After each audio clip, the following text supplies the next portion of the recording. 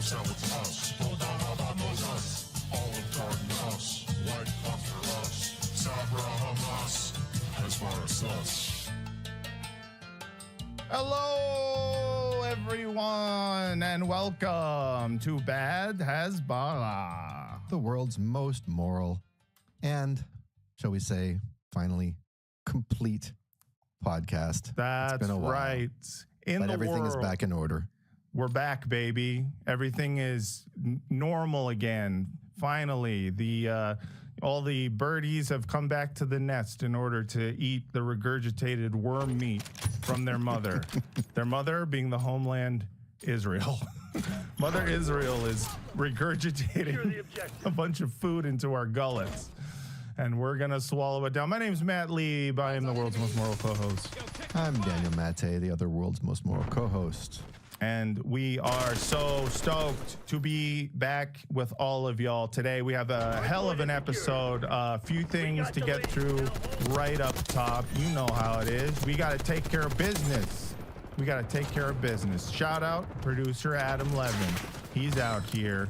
He's doing stuff. You don't even fucking know what he's doing behind the scenes. You don't even fucking know. Subscribe on YouTube and all the podcast apps. Do that. That's important. If you are new to this podcast, you can subscribe right now. If you're on Spotify, do that. If you're on YouTube, do that. You can and you should. You can, you should, and you will. You will. Also, patreon.com/badhasbara. Please join the Patreon. You can get a bonus episode every week. New content only for the pay pigs. Oink, oink, motherfucker. It's time to lap up the slop. That's what I say. Wow, that was an aggressive pitch. Sorry. I figured you'll like that. But our listeners like when we do that. I just realized my camera was mirrored. I just flipped myself back to... Oh, thank God. I thought something was off. Yeah, I was... Like you moved everything. Yeah. Also, before I forget, 2 stand-up dates that are happening right now. March 16th, 7 p.m., I'm going to be at the Sacramento Punchline in Sacramento, as it says in the title of the club. So please... Weird that the Sacramento Punchline was in, like, Taos, New Mexico. Yeah, exactly. Yeah, no, it is in Sacramento as it's advertised. So please come to the Sacramento Punchline. You'll see me and my wife, Francesca Fiorentini, March 16th at 7 p.m. Also, if you want to see my wife and we're also going to be at the Ice House in Pasadena this Wednesday, February 19th. I think this episode might come out before this date. So yeah, fucking come and see Francesca Fiorentini and some other great comics like Gareth Reynolds from The Dollop. He's going to be there. A bunch of other like really funny people. We're doing a show at the Ice House. Come out. Our sponsor today is Gaza Great Minds. Gaza Great Minds provides safe tent classrooms and quality education to Gaza's children affected by war, as well as psychological support. You can donate to them, and you should right now. GazaGreatMinds.org. That's GazaGreatMinds.org. Do it now. Do you ever get tired of doing these ad reads? Do you ever wish I would pitch in once every now and then and describe one of our sponsors? I have actually never thought about that before, but now that you mention it, that would be sick. Yeah. You should do that. I'll think about it. I mean, I'm finally kind of getting good at reading them. You are really good, actually. I didn't even have to take a break during that. I didn't have to, there was not a moment in which I started breaking out in a cold sweat due to having to read aloud. No, and I actually believed that you believed in it, which was shocking. I do believe. I believe. We all believe. But yes, next time you read it. Daniel, what's the spin? Well, Matt, the spin has been suspended today. We have something else. Well, no spin today. No spin. We're not spinning anything. We need to unspin something, actually, you and me. Oh, shit. So will you meet me in the break room, please? Okay. Bad Hasbara break room.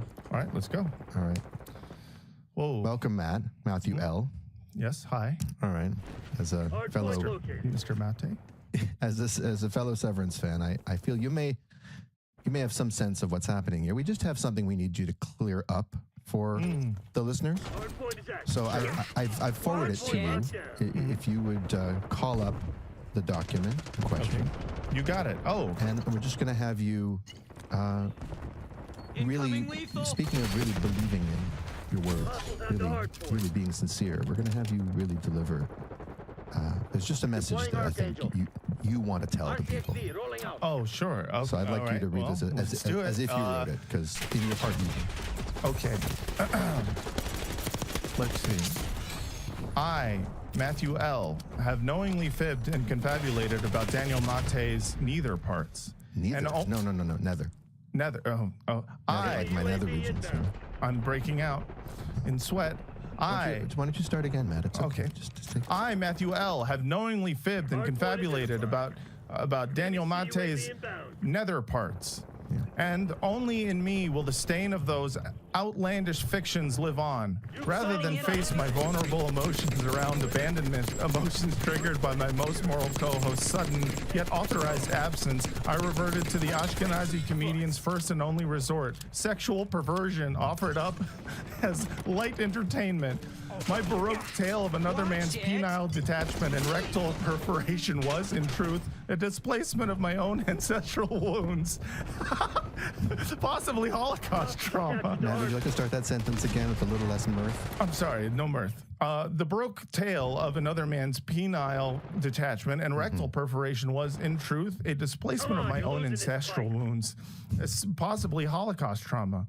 In suggesting that Daniel's genital provinces are in anything but exemplary working and full order, working order and full shining integrity, I deceived our most moral listeners, yes, but most importantly, I lied to myself. All I can be is sorry, and that is all I am. Well,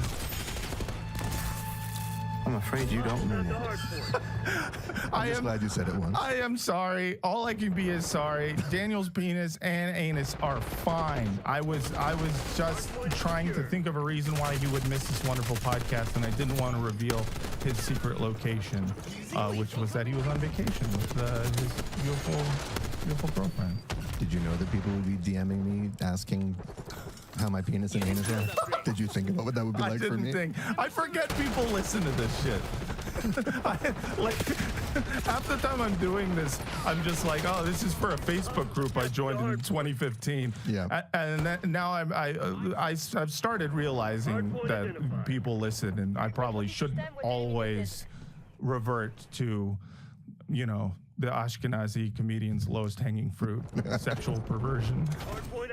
I would read it again, but this is too big of an episode. We have a big, exciting guest, a tall man, a strong man, a good man. I have actually his bio right here. Luckily, the internet was really good at giving me a bio to read about our next guest. So I'll just take it straight from the horse's mouth. Let's see. Our next guest defended Hamas terrorists after the 10/7 massacre. Denied documented atrocities, including massacre and murder, profits while violating Twitch's own community guidelines, and uses his massive platform to amplify anti-Semitic propaganda. He is the one of the 10 nominees for StopAntisemitism.com's Anti-Semite of the Year award. Ladies and gentlemen, everyone else, welcome finally to the pod, Hassan Piker. I cannot believe that you would start off with one of my biggest L's of 2020. You didn't win? No, I lost. In the clutch, you didn't come through. I lost to Candace Owens. You just had to hit me right where it hurts. You know what's fucked up about that too is that's just DEI. For serious. That's what I'm saying. They just did DEI. They were like, listen, we've been getting a lot of flack for not enough black representation in our Anti-Semite of the Year category. We need to do it. And so, yeah, It also just goes to show, like, craft is just really not appreciated anymore. Like, anyone can do the anti-Semitism she does. Yeah. Right? You come out, you start, like, scratching your chin about the Talmud. Yeah. You know. Yeah. Whoa, why Jews wear the hat? What's underneath it? Is it a gun Yeah. to kill just- Christians? That's Whatever just easy. they say. But yours, which is conveyed telepathically and subliminally, Yes. subcutaneously, through nothing that you actually say, but just clearly your vibes, Yes. is an art, man. No, And it's always. we take our skull caps off to you. I'm trying to play anti-Semitism on like extreme difficulty by like consistently talking about anti-Semitic dog whistles, things of that nature, so that people are more aware of it, and then that's how I get my rocks off. Yeah. Because I'm secretly anti-Semitic, and it's much better for me when everyone else is like woke about that sort of stuff. Yes, exactly. It's harder. It's kind of like a great comedian always finds the line and then like is able to kind of like push a little bit over it. A great anti-Semite is able to say literally nothing anti-Semitic ever, and in fact do work towards combating anti-Semitism, and yet still just whip up pogroms wherever he goes. Yeah, it's just Genius. Really. for stop anti-Semitism. I think it's like really hard. This year was really hard because like I think she obviously has a lot of Islamophobic opinions. Yes. This crazy woman. It's just also one crazy Long Island lady. Like that's what's so wild about it. Like it looks like a serious organization that tweets like a psychopath, but it's just like one insane suburban housewife from Long Island who has just created this like mass doxing operation. I know it is wild that like she invented her own libs of TikTok, and it's just for very specifically just for finding whoever. Usually it's whoever the most vulnerable person is, like a college student or like somebody who works a 9-to-5 job at a corporate office who said something like, hey, I'm thinking of wearing a keffiyeh today. And then just it's wild. And people think it's a real organization because she was able to get the domain name she didn't even really get it. She got a .org. Yeah. But that makes it more legit because it's an organization. That's more legitimate. Yeah, Democracy Now! Is an org, right? I mean, that's true. So there's that, but also like she has conflicting values, obviously. Like she does not care about anti-Semitism, obviously, but like she's also, it's always like two competing interests on her mind where she's like, well, I do hate black people. And I do also hate that, well, this one's Muslim. Yeah. And so it was probably a tough choice. It was probably tough. It had to be hard. In fact, like, it must have been really hard because she did actually go with a real anti-Semite. Yeah, I know. Like she didn't just go with like someone who is, simply just anti-Israel. It was almost like it was like credit where credit is due. Of the year, I don't know, but definitely an anti-Semite of the year, Candace Owens. I mean, she wasn't wrong about like two of the choices. It was like Dan Blitzerian and Candace Owens, but the rest of it was just like you and fucking Greta Thunberg. Which was crazy. Was Francesca Albanese on the list? Probably. I think they had like a Instagram infographic account that just simply says like "Don't kill children." They're like, "This is the most anti-Semitic thing you've ever said." I'm gonna find you and kill you for saying that. And then the other one was Bassem Youssef, I think. Bassem was on there. And some of the top anti-Semites. He was also heartbroken. It's nice to know. And I think now we've had 2 of the 10 anti-Semites of the year 2024 on this podcast. We're hoping for Greta, and we're hoping for whichever. I don't know Candace would come on here because you are Jewish. I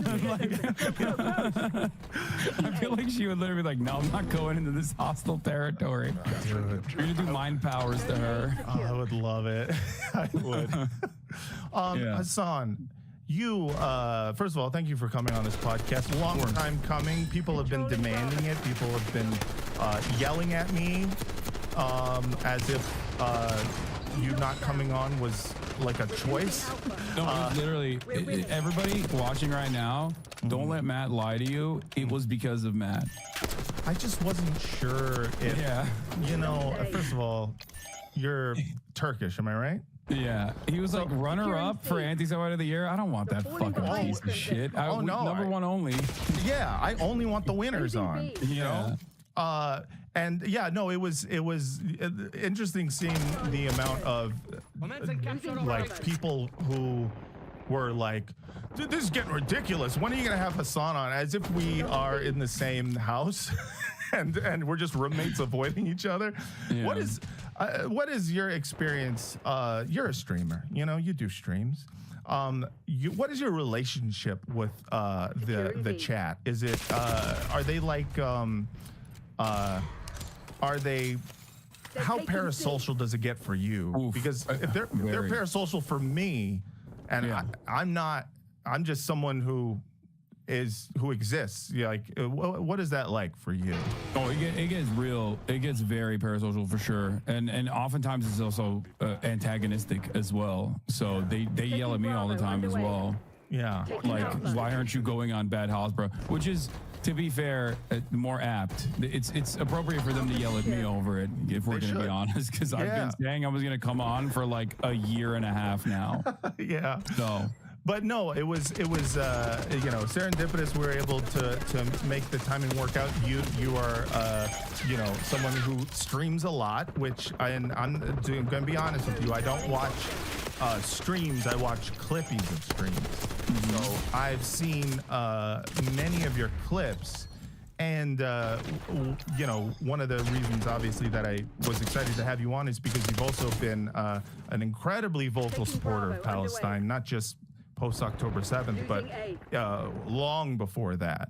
And I feel like you actually have a lot in common with Palestinians in a lot of different ways, except for you have one thing over them, which is that you know, while Palestinians have never been, they've been threatened with like nuclear, you know, annihilation, you actually have been nuked by a Zionist. And his name, oh my God, is Ethan. That is a picture he took of you're when the first person in history, first human being to be personally nuked. Yeah. It's crazy the amount of institutions that go after you. And I think this is the difference between you and some of our other guests. I mean, we obviously have had guests who have been attacked by, you know, StopAntisemitism.org. I mean, anyone can, you know, or Canary Mission. But it seems like the ADL going after you, that's when I was like, damn, they, you know, this is like, they're really trying to take down Hassan. And I have noticed that one of the things that seems to create haters for Hassan is your ability to remain cogent in conversation about things you believe in. And I'm wondering is like, how much of it is personal? I mean, I don't know. Well, I don't know how much of it is like envy or whatever. Right. And I think, I mean, I've talked about this before, but I think a big part of it is quite literally that as content creators, we're all pretty narcissistic. And that as narcissistic people, myself included, I think it's hard sometimes to assume responsibility for your own actions, especially when there's like a pretty layered, pretty heavy amount of social conditioning on a particular geopolitical matter, right? That you know, you're associated with personally, that creates this interesting feedback for you that you did not foresee you would get. So instead of maybe reanalyzing your statements and why people are saying, hey, this is kind of weird, you sound like someone who is defending Israel, maybe you should reconsider your stance here. oftentimes a lot of people, I think, have a tendency to double down and be like, no, it's other people's nascent anti-Semitism that I'm going to unearth that is responsible for why people think I'm a Zionist, and not because I said Jewish Voice for Peace or Capos or whatever, you know, or say stuff like, oh, are you a sex worker? Hamas would throw you off of a building in a heartbeat, which is like, okay, at that point, you're like, what are you, Dick Cheney? You know what I mean? That's shit that people used to say for the entirety of the war on terror, you know? Right. That's Liberals and also Republicans alike. So, of course, if you have cultivated a progressive community, they're going to be like, we've heard this before, but not from you, but from others with like right-wing positions. Right. Well, I heard this on I heard Fox them all at the News Democratic. I heard them all at the Democratic National Convention this year. Right. Or I heard about it on Fox in 2006. Like that's, I think, the big surprise. I think, at least for me, has been people's people kind of regurgitating war on terror era level shit, where you're just like, this is Hezbollah that we use to justify going into Iraq and doing the entire war on terror. How are we just trying to we're trying to shine that turd again and make that, you know, new Hezbollah for 2025. Because it worked back then, and it's not like people ever learned the fundamental lessons of these things. They just remember to change their story about that particular discrete historical event, but in terms of the pattern that it represents, or the ways that it might generalize to right fucking now, because nothing ever changed. And now you've got Cheney's, you know, trying to sell Democrats to a split nation, and Democrats thinking that's a good solution. I think you're onto something there too, because it's also the fact that Democrats adopted these positions. In response to the war on terror. Yeah, it became a free-for-all. It's like, here, have some xenophobia. Yeah, there's no leadership there who's like telling you like, hey, we're against this. There was like small Obama era, you know, time where it was like, hey, we're not going to talk about radical Islamic terrorism all the time. And then that quickly ended, and now every Democrat says it. Yeah. There's a lot of militancy, which ironically enough caused the Democrats to lose the election to a guy who at least, you know, understood that he should lie to people about how he's a peaceful dove. That was what's so crazy about this entire process. That like the Democrats lost to a guy who did the Muslim ban, who assassinated Qasem Soleimani, who threw away probably one of Obama's only good foreign policy achievements, which was the Iran denuclearization agreement and like normalization with Iran, and then, you know, the Democrats lost to that guy again. It is crazy. I mean, this time around, it was even more insane because it was so obvious that they were, you know, could lose because it was the exact same playbook as 2016 that I kind of thought they were on some like 4-dimensional chess shit where I was like, maybe they know something. I don't know, man. Like maybe I'm out of touch. which I think is interesting because it kind of led to you like people even more so starting to take your you know, to take you even more serious. Like you were able to you went on like Crooked Media for the first time on what's his name, one of the John's shows. John Lovett, yeah. And I had, you know what's interesting about that? I was actually on Crooked Media before. So I had done an episode a couple months before the election where I talked to Jon Favreau initially. And I always think we're talking about the guy from Swingers. Different guy. No. John Lovett and Jon Favreau. Different guys, different Johns. John Lovett is the guy who, you know, he was in The Wedding Singer. He's also a different John. Oh, but, shit. You know, okay. Those guys should start a podcast. Yeah, That's they're both Obama's speechwriters. They're both Obama's speechwriters, but the Pod Johns, yes. So I had been on with one of the Pod Johns a couple months prior, where we kind of had a little bit of back and forth about like, you know, Dearborn, Israel, and the like, and virtually all of the things that I warned about on that episode ended up, you know, happening. and the Democrats lost for those reasons. And then we did this after the election as well. And Mine too. it was shocking for a couple reasons. I'm One, happy because too. like so much of the audience was incredibly receptive to what I had to say. Yes. But it's only shocking because that means that they had not heard this perspective before. And I don't understand what your media diet looks like that you haven't even accidentally arrived at any of these conclusions. And it feels like there is definitely a crisis of not to come across like a reactionary, but like an echo chamber situation going on with mainstream liberal outlets.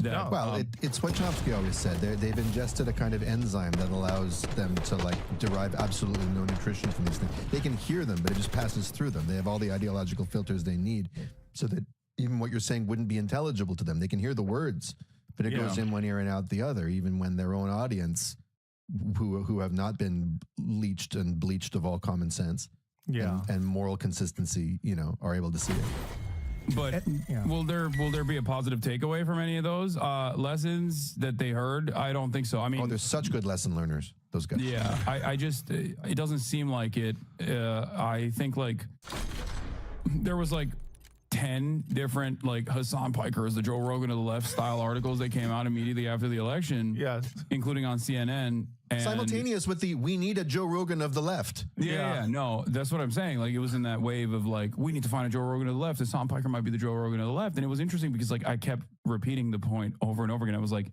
you can't podcast your way out of this problem. Like you need to change the policies, right? Like the Democratic Party certainly has a messaging problem, but it also most significantly has a policy problem where they don't offer any policy prescriptions and they seemingly stand for nothing. And I think it was very illuminating that I believe it was, I forget which show it was on, but Ken Martin, who is now the DNC head, was interviewed right after my snippet. And right after that snippet where I'm talking about like how it's not about podcasts or whatever. Right. And he goes, I agree with Hassan Piker. He's right. And also, here's why we need a Joe Rogan of the left. Like he literally, it was such a funny moment where I was like, what? But like, it's the enzyme, baby. It was just shocking to me that he just heard the things that I said that directly contradicted exactly what he said in the aftermath. Yeah, that's amazing. It just enzyme in action where they go, yeah, that's true, but also what I think is true. And here's what it's, we need someone out there who will tell us that we don't need someone out there. Yeah. We need someone who will tell us to our face that we don't need. See, that's why we need you. We need you, Hassan. We need someone to say that we don't need you. Yeah, I think that there's genuinely a lot of people in DC that are allergic to changing anything at all. Yeah. And that they truly think that like if I don't know, like the Podjons looked more like me and like weightlifted more, we gotta put that Harry Sisson on TRT pronto. You know, you look too twinkish, Harry. We gotta get you. Yeah, we gotta get you on some anabolic steroids. Okay, we gotta get you jacked. Yeah, we gotta get you fucking brolic and make you wear like designer shit. So that get David Hogg on gear immediately. Yeah, and then it's over, you know. Then everything will be solved, and it's like that's not even a piece of the puzzle. Yeah, you're just off the puzzle board. You're off the table. Not for nothing though. It was kind of shocking looking at you next to John Lovett because I guess I'd only ever heard his voice and I'd never seen him before, and I was like, oh yeah, he doesn't have to go full Hassan, but you could get a tan, maybe. I don't know. That was your takeaway. You're like, get him on TRT ASAP. Well, I'm watching this with my dick out. I'm not trying to like learn things. I'm just trying to get horny over here. That's what most people do when they're watching me. They type in with one hand. Typing with one hand, baby. Yeah, I go in the chat and write lol. I don't know. Half the things. Sometimes Take your shirt off. I go into that chat and it's like speaking another language. I'm too old for this shit.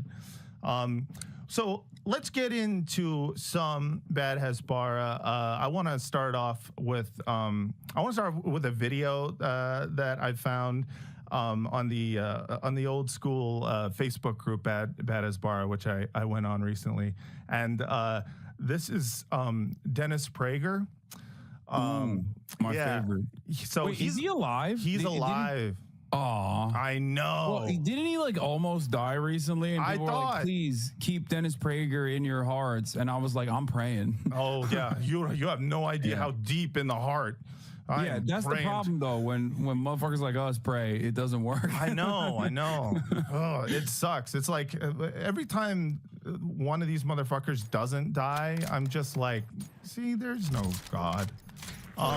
But this is Dennis Prager, who went on some chud's fucking podcast and was asked about why are the Jews so successful? And I just it was just one of those things where you're watching what is essentially an anti-Semitic question, and Dennis Prager turns it around and makes it anti-black. And wow. Yeah, here it is. Okay, that's a cool one. Before we start, can I ask? Oh my God, this is my favorite. This is my favorite not Israeli person that I thought was Israeli for the longest time. Oh, wait, who is this guy? Patrick Bet-David. Oh, that's Patrick Bet-David. That's the most Israeli coded name too. He's not. That's his name. He's not. His name is Patrick Bet-David. And if you've ever watched it, he's Valuetainment. He's one of my favorite characters. Me and Felix love this guy. He is, I believe, Assyrian. Okay. And Iran, like he's famous from Iran. Is he Christian? I think he might be. I'm not sure. I think he probably is. He's not Israeli. He's just named like one. That's fine. That's fine. No, I got some deep lore on this guy. He's he always says like two of my parents they always argue. The one is he also sounds kind of Israeli too, which is so funny. That was a good Persian accent. It's crazy. It's not Israeli, but he says like his mom or dad was a Mossadegh supporter, and then the other one was a Shah supporter. And boy, what a crazy family we have. Yeah. He's like, I know this. I know how it is. I mean, he of course rides for the Shah. So of course he does. He's a monarchist. Yeah, of course he's classic. I love it. Wait, one question I have for you: is Dennis Prager Jewish? I think, but at this point, who the fuck knows? He's got to be. He is. Okay, because I always thought he was Christian. I don't know why. I thought PragerU was one of these Christian cults. Yeah, I thought Dennis Prager was always like an evangelical Christian. Actually, I'm 99.9% sure he is Jewish. And I believe no, he's not. He's not. He was. Wait, I was raised as a Catholic with your belief. What the? Wait, no. Wait, what? No, Never mind. That's a Facebook. Producer Adam has it for us. I'll read what he has provided. Okay, please. Producer Adam never finds false slop. Dennis Prager was born in Brooklyn to Hilda, née Friedfeld, and Max Prager, the latter the son of Polish Jewish immigrants. Prager and his brother Kenneth Prager were raised in a modern Jewish Orthodox home. Am I crazy? Doesn't he strike you as like an evangelical pastor? 100%. I mean, he's got evangelical pastor vibes. I just always assume he was Jewish because of the fact because he's in media. Yeah, because you know how because he controls the media. Yeah, no, listen, hey, we would never say anything like that on this podcast. Funnily enough, these guys would, and let's go with it. Why is it years later, after a crisis like that, what values and principles helped Jews pretty much own Hollywood, do well in business? I'm sorry. I love asking Dennis Prager earnestly. But what is it about Jews that make them so good at, being greedy and owing to media? Why do you guys own Hollywood? Not me. Not Patrick Bet-David. No, not me. Yeah. I'm not Jewish. One of the things I've always appreciated about you is the way you dominate every aspect of my life. Yeah. From behind this shadowy curtain. What makes you so good at wrapping your tentacles around the world like an octopus? And, given that you don't even eat octopus. Yes. They have it all. They have it all on Valuetainment. Okay, they got this opinion, and then they also have like overtly rabid anti-Semites as well. Yeah, I love They it. represent the full spectrum of anti-Semitism. I love it. This is. I'm gonna have to start watching this guy. I need to support my, fellow Israelis. Do well in life. Oh, I'll tell you, I have the answer Go for you. it, yeah. They didn't see themselves as victims. It is the most paralyzing thing in black life, what the left is doing to blacks. The left hates you blacks. No, they don't hate you. They have contempt for you. I'm sorry. I love someone who earnestly says the blacks, telling them someone else hates you and has not just contempt for the you. blacks, but he addresses them as they hate you blacks. Yeah. Hey, blacks. What? But the question was about Jewish people. Yeah. What the fuck? Also, Yeah. He's thought about this a lot, about why are we so much better than he's looking around the American landscape and being like, why am I so smug and satisfied and have every need taken care of, and while my neighbors do not? Let me really ruminate and contemplate this question. And nothing says I am white more than this. There's no like. If you want to know who the Jews of America are, it's so clear. It is just anti-blackness to immediately be like, why are we so good? Well, because these other fucks don't understand things like good culture, eating fish, or whatever. Also, of all things to appeal to, we refuse to be victims. We refuse to speak about ourselves as victims. We refuse to see ourselves as victims. We refuse to highlight, foreground, or center our eternal victimhood. It's really incredible. It's an incredible statement to make, especially considering all of the content we have coming after this. But let's keep going. Tell us more. If those blacks, if you want to see an example of picking people yourselves who up, don't of responding, self-pity. no self-pity, just moving through trauma and overcoming. Look what we created. Look, come to the U.S. Holocaust Museum. Okay, that's an example of an exciting startup business with a forward-looking mission, right? And it's just all about self-respect. Yes, there's nothing less self-pitying than a Jewish American. I'll tell you, I have the answer for you. Yeah. They didn't see themselves as victims. It is the most paralyzing thing in black life, what the left is doing to blacks. The left hates you blacks. No, they don't hate you. They have contempt for you. Telling you you're a victim is paralyzing. Jews did not walk around thinking they're victims even after the Holocaust. Why not? Because they knew it is completely self-destructive. How did they know? I don't know. It's a great... well, maybe because of the Jewish tradition has always been, we take responsibility for our own suffering. So why wouldn't the media try to target the Jews to make them feel victims? How come they Hold on, pause. I need to unpack that, as they There's say. a lot going on. There's a lot going on. You're pausing it right before it says because we control it. Yeah. Make no mistake. That is what's coming. Wait, shut up. I was just joking. Get the fuck out of here. Well, it's implied, but go on. I mean, he's saying we refuse to be victims. I think he's talking about the period after the Holocaust when Jews just dissociated. Yeah. Okay. Yeah, yes. It's people true. Jews didn't talk aloud about in their trauma. Deeply in their trauma,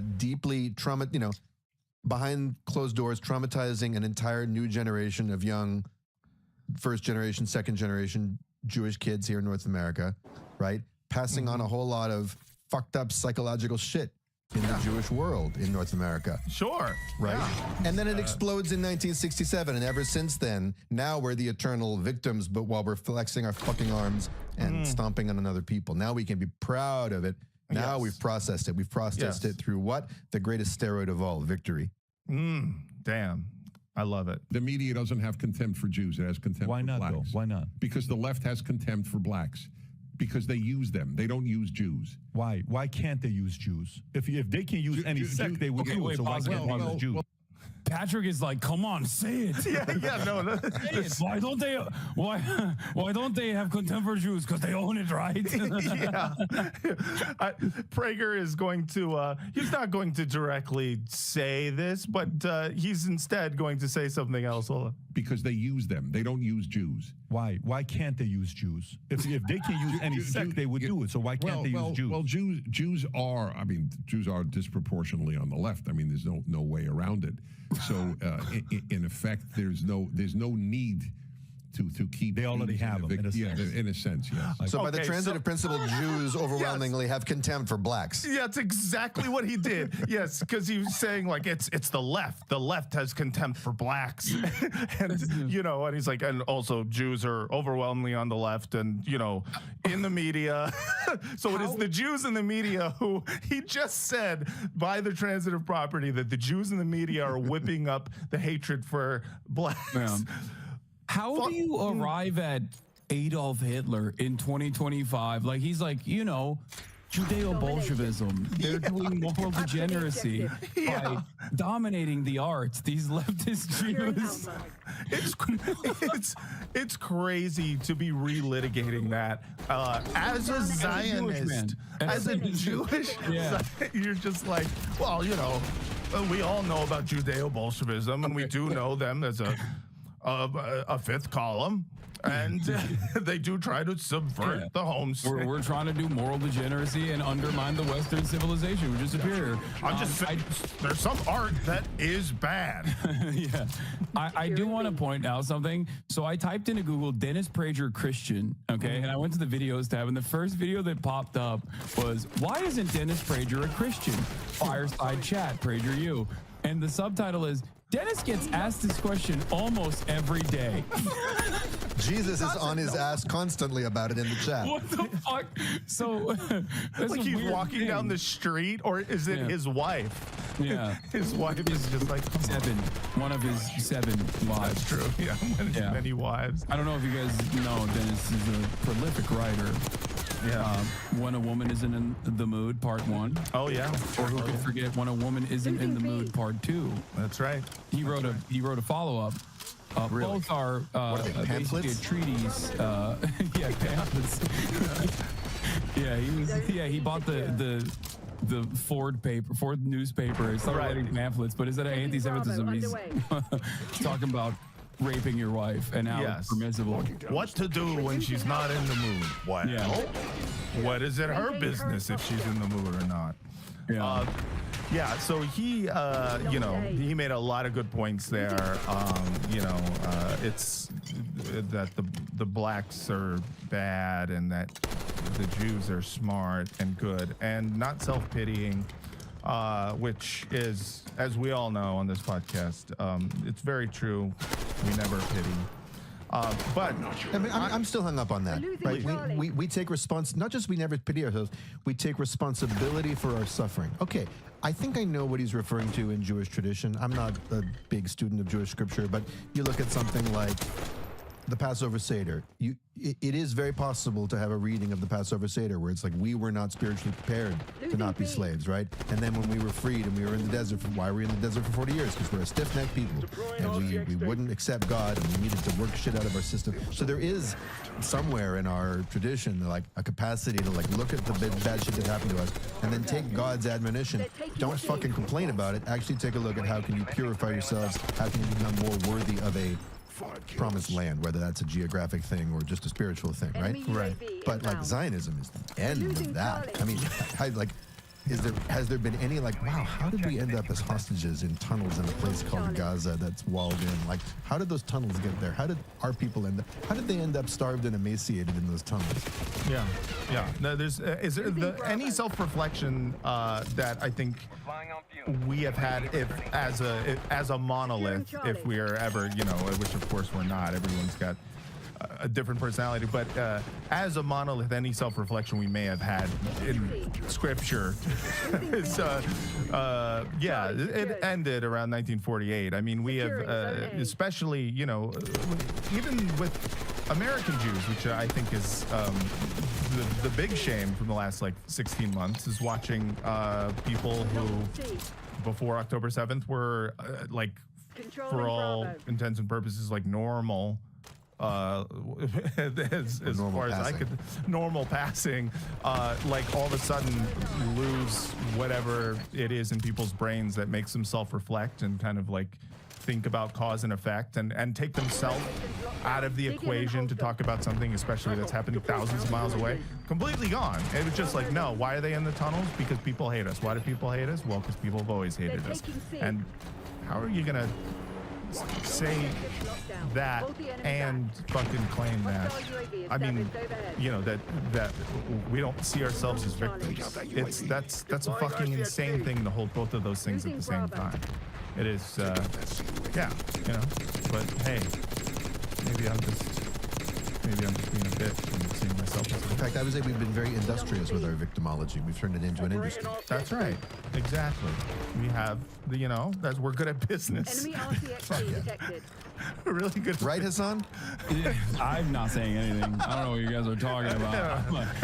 Can I get a walla? Can I get I'm over here with a a 500-yard stare because I'm thinking of all of the clips that are gonna arrive. They're gonna get so viral. Oh my god! All of the funniest things I'm gonna hear for like the next week is gonna be shit like people who are like very clearly both Islamophobic and anti-Semitic. Yeah, proud Like, racist. yeah, you goddamn sand monkey. Yeah, like you hate the Jews, but not in the way that I hate them. I hate them better than you do. And also, why aren't you banned yet for promoting terrorism and being anti-Semitic? You're gonna get morally scolded by Hitler was right 1488. No, that's always Look funny. at him They're just like, sitting there agreeing with these two Jews who are telling us how it really Jew is. podcast. Why don't you love it? Anti-Semitism. It's always great. The contradictions are hilarious. I don't know. I mean, look, I think doesn't this basically inform a lot of Israeli culture as well, like the Holocaust trauma or the reception of it overall, or even all the way down to how like mistreatment of Holocaust survivors in Israel has like factored in this equation, where it's like there's a lot of historical revisionism from what I understand in terms of like what happened during the Holocaust. Like, oh, the Jews were weak and feeble, and that's why they got killed in the Holocaust, and we can never be like that. And we are strong. Israel is strong and militant and muscular, and love techno music. And They went like lambs to the slaughter. Next time we'll go like which is factory like- farmers. it's like a falsehood. Like that's not even correct. So it's such a weird way to mythologize something so traumatic across the board. So yeah, definitely not a healthy trauma response overall. In terms of like societal attitudes towards just a horrifying instance in history. But I think that's a lot of where that stems from, I think a lot of why like when I talk to friends of mine that have noticeably had like an attitude shift post October 7, I think that's where it comes from, is just like the social conditioning and how much it's baked into your learning and everyday existence and culture overall, and how I feel like a lot of American Jews are very secular for the most part, right? Like they're not very religious, and that Zionism, I think, has become this like cool marketable version of the religion that you can point to, and there's obviously tremendous amounts of consent that was manufactured for Israel being the most moral nation and the best democracy, the only democracy in the Middle East, and yada yada yada for decades, that you just kind of took for granted, and therefore I think it was like a interesting moment for a lot of people where they were like, did everything I learn about this place, was all of it wrong? Unfortunately, if more and more people are having the bandwidth to say, yeah, maybe. Yeah, absolutely. Well, I feel like I'm partially responsible for a lot of the younger Jews, at least in my community, getting that recognition, which is part of the reason why I think to circle back to what you were saying about institutions coming after me. I think that's the real reason why the ADL is up my asshole on a daily fucking basis. Yeah, because from the ADL's perspective, like, no young Jewish kid is watching Candace Owens go, the Talmud is the reason why you devil horn hiding Jews are doing Israel genocide. Right. Like, that's a very easy position to undermine if you're Jewish, or if you just have any fucking brain cells whatsoever. You'd be like, yeah, that person is fucking anti-Semitic. That's why they're anti-Israel. They're using Israel to be anti-Semitic. And there's some truth to that as well. But someone like myself, who very obviously isn't anti-Semitic, but is anti-Israel on the moral grounds that I think apartheid is unconscionable and genocide is unacceptable, that is a real problem, because all of a sudden now you have young people who have confided in me in the past, who maybe look to get political analysis from someone like myself, who, and they understand that I have created a safe space against anti-Semitism for a decade plus at this point in my community. It's going to be very difficult for them to hear this, respond to it, and then go back home and then fucking have to debate their parents all the time. So yeah, well, to recapitulate a sort of TV reference I made off the top of the show, right? You're reintegrating people. Yeah, the severance procedure that Zionism puts people through, right? Puts young Jews through, which requires them to split their ethnic, national belonging, tribal identity from their more general humanistic moral sense. It actually requires a kind of severance. Yeah, and it creates this in and out world. And I mean, Finkelstein wrote. Fellow friend of Mr. Botticelli, Mr. Benelli, wrote a book 15 years ago called Knowing Too Much, The Coming American-Jewish Breakup with Israel.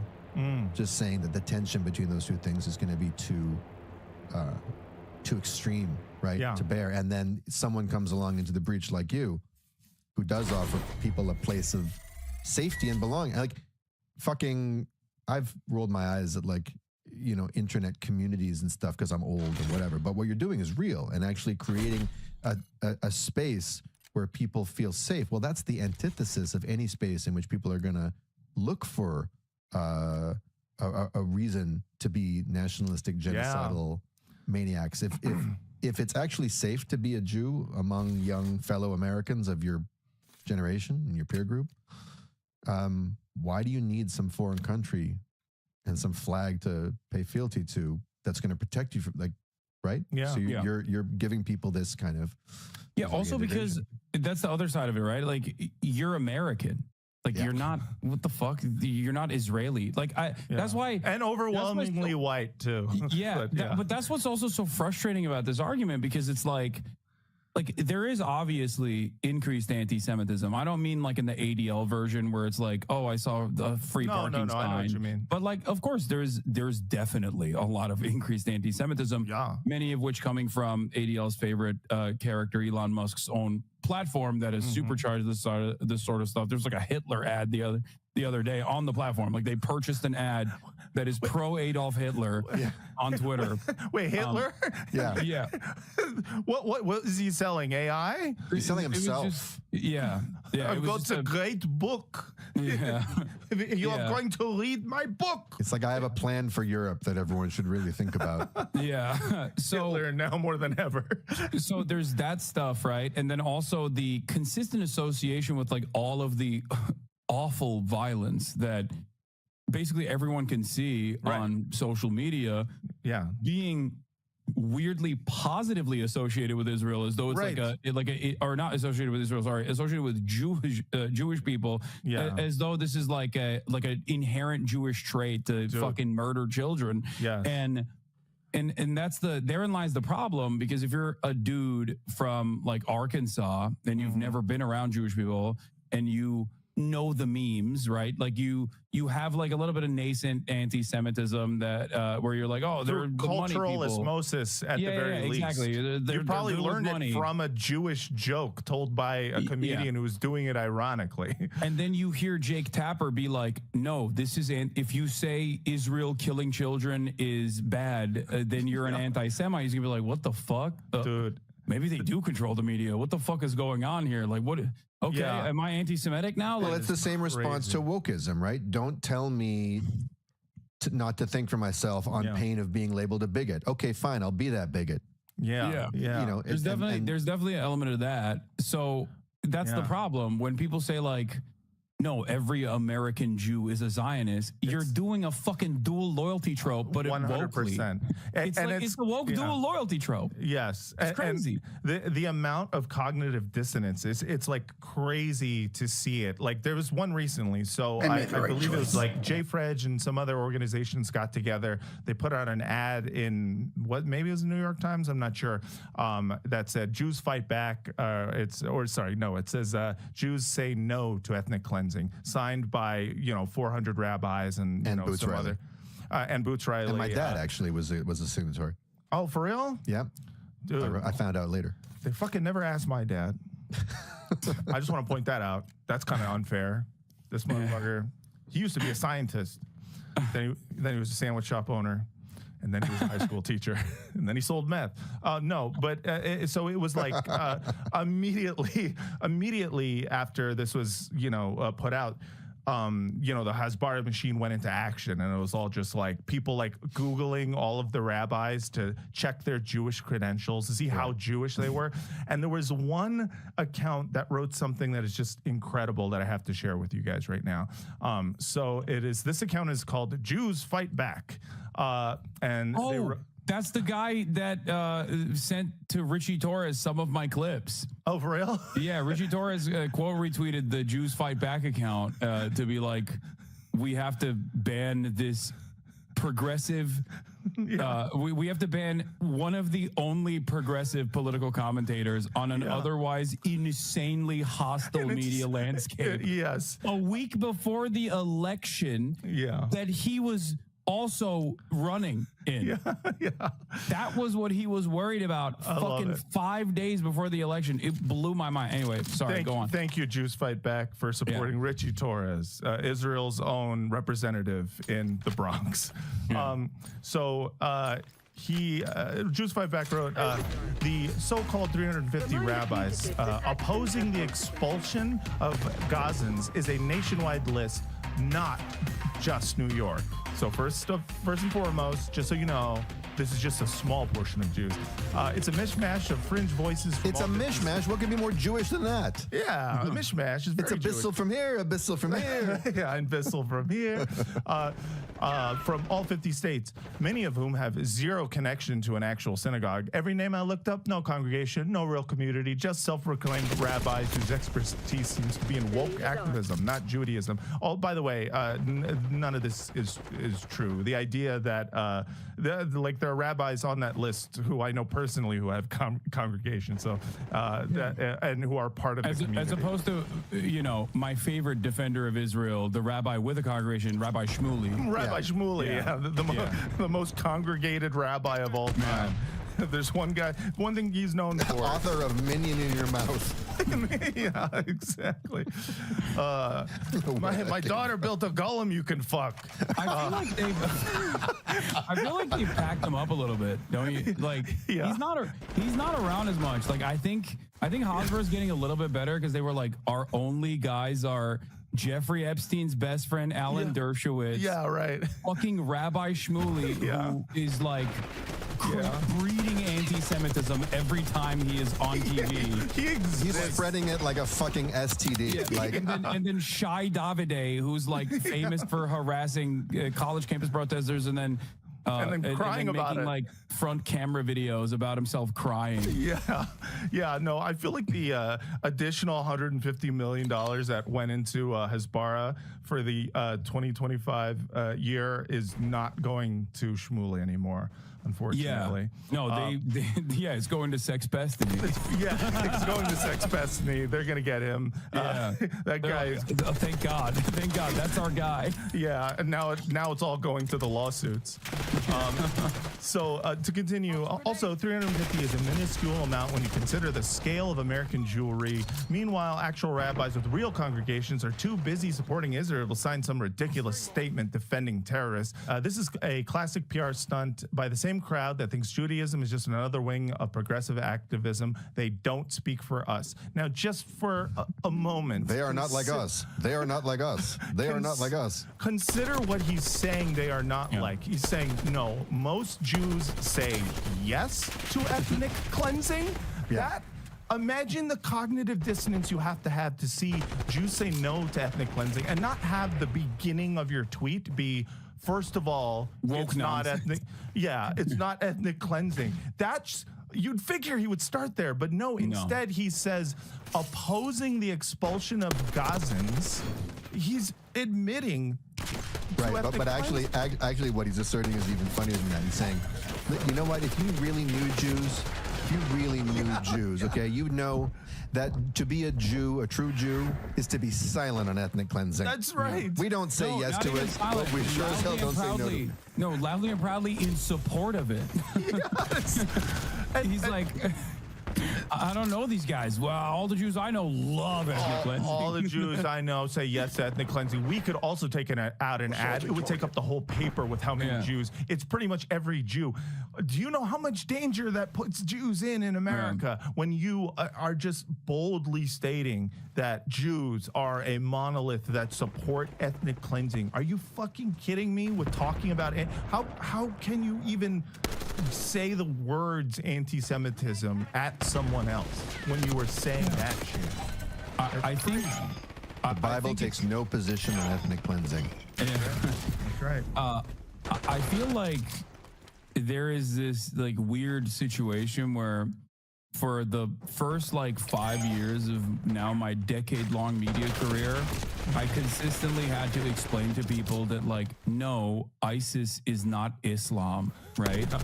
And it's weird to see I know. like prominent voices in media be like, as a Jew, Israel does represent Jews. Yeah, I know. Like it's literally like if you know prominent Muslim figures in the American Muslim community were coming out and be like, you don't understand, ISIS is doing like culturally relevant things. ISIS is the true defender of Islam, and we love what they're doing. Like, that is fucking crazy.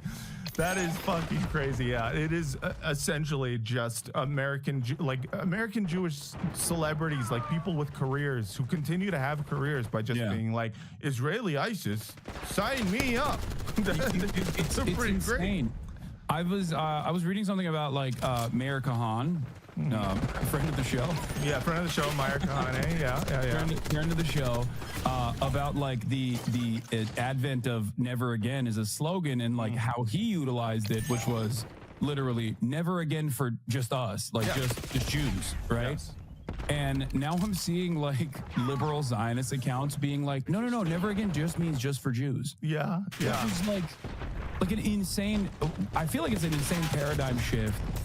And it's also probably not good for future generations to like develop with this consciousness, because then you have other, I think it was David Shore, who came out with this study in between his Mali parties that he was doing and tanking the Democratic Party so that fascists could win.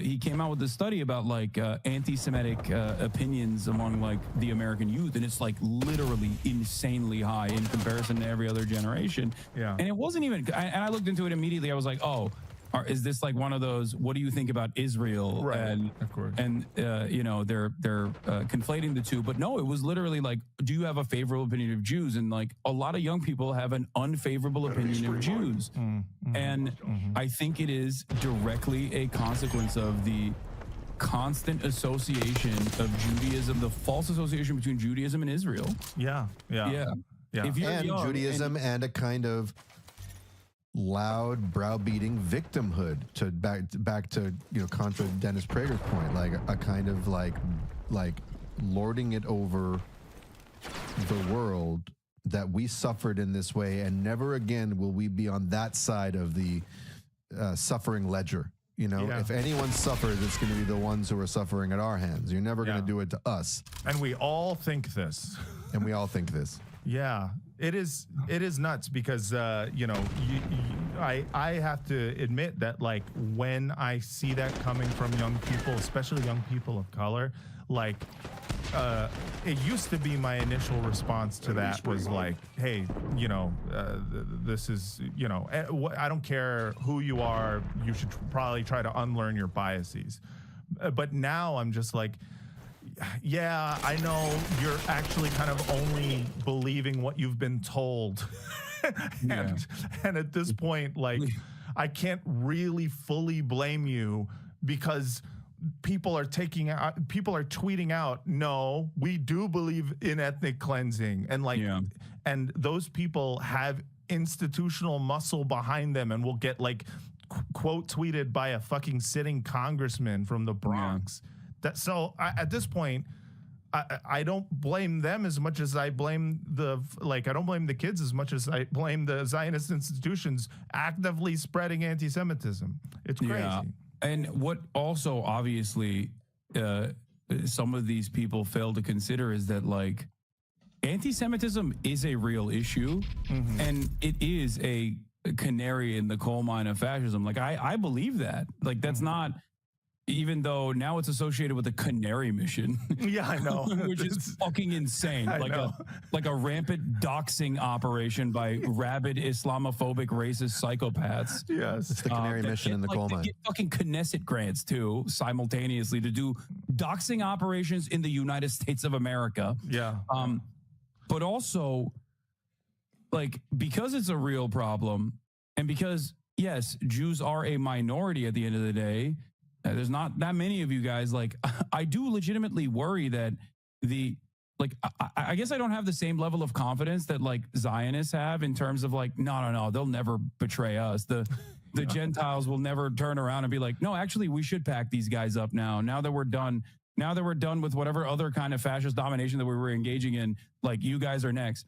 They didn't used to always say America is a nation built on Judeo-Christian values. Yeah. That is an advent of the post-war on terror propaganda. Yeah. Okay. Yeah. That was, 20 years ago, nobody was saying America is a nation built on Judeo-Christian values. Yeah. Those guys that were in charge, some of them who are still very much alive and still also in charge, were very clearly like, I don't even fuck with the Catholics. Yeah, you know what exactly. I mean? Yeah, I'm not putting Judeo in front of my Christian values. Yeah, I think it's like this ain't cran apple. This is straight apple, dog. Fuck you. Yeah, I think it's genuinely delusional to think that, like, there could be this kind of like fascist allegiance internationally that will sustain itself and will help with the preservation of Jewish people, especially in a country like the United States of America. And that is something that I truly fear.